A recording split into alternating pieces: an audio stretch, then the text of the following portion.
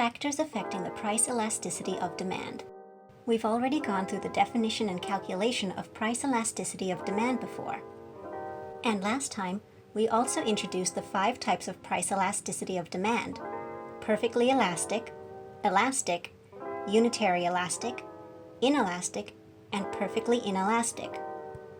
In this video, we'll explore the key factors which affect price elasticity of demand. Factor 1. Availability of close substitutes. If a lot of close substitutes of a certain product are available, the demand for the product tends to be more price elastic. Suppose that you usually go to school by bus. Apart from the bus, the minibus, tram, and the MTR all stop near your school.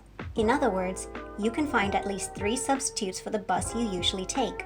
If the bus fare goes up by 10 cents, you'd probably switch to the minibus, tram, or even MTR without hesitation.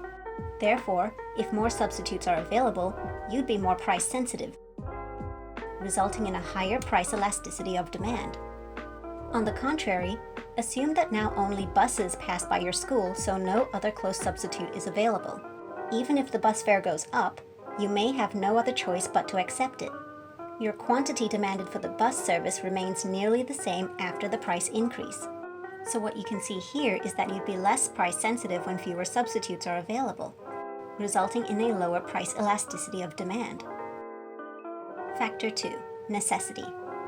The second factor affecting price elasticity of demand is how essential the product is. Necessity refers to something that's needed for our daily lives, such as housing, utilities, and food.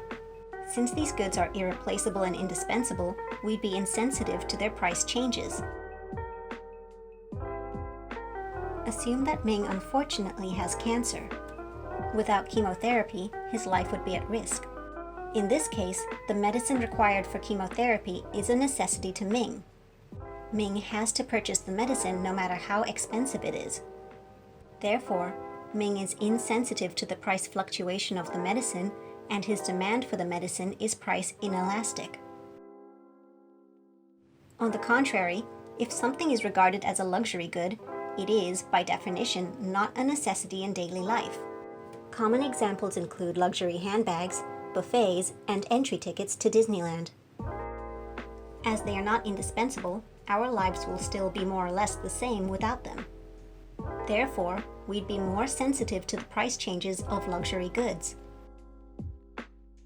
Assume that a cup of ice cream from a high-end dessert shop was originally sold at $100 and recently has become $110.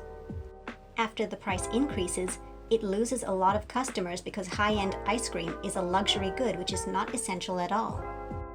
As a result, consumers' demand for this ice cream is price elastic, and consumers are more sensitive to its price fluctuation. Factor 3. Proportion of income spent on the good. The price elasticity of demand for a good also depends on how much the expenditure spent takes up the consumer's income. If the good only takes up a small proportion of the consumer's income, an increase in its price won't greatly affect the consumer's overall wealth. Therefore, demand for low-priced goods is usually less price elastic. Let's look at an example together. Assume that you have $1,000 as pocket money every month. A piece of rubber is $4, which is 0.4% of your monthly income. If its price increases by 25% to $5 each, the new price only takes up 0.5% of your monthly income. Still nothing to you. So you won't be scared off by such a price increase. From this example, we can see that people are not sensitive to the price changes of those goods that only take up a small proportion of our income, and demand for such goods tends to be inelastic. Contrarily, you'd be more careful while making decisions if the product price takes up a great proportion of your income. Even a slight change in its price may affect your decision. As a result, price elasticity of demand for expensive goods is usually higher. Say a pair of trainers is sold at $800 and this amount takes up 80% of your monthly income. You may not buy them at the original price level, but you may change your mind if there's a 20% discount. It's quite obvious that people tend to be more sensitive to the price changes of high-priced items, so demand for them tends to be more elastic. Factor 4. Length of time for adjusting consumption habits. The last factor affecting price elasticity of demand is the length of time for consumers to adjust their consumption habits. When the price of a good goes up, you may not be able to change your habits or find close substitutes at once accordingly. All these result in a lower price elasticity of demand for the good. Take cigarettes as an example. Long-term smokers' quantity demanded for cigarettes won't change greatly even if the government increases the tobacco tax, since it takes quite some time for them to quit smoking.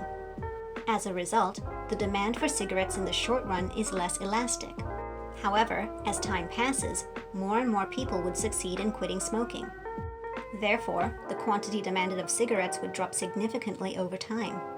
This example demonstrates that the more time allowed for consumers to adjust their habit, the more price elastic the demand is.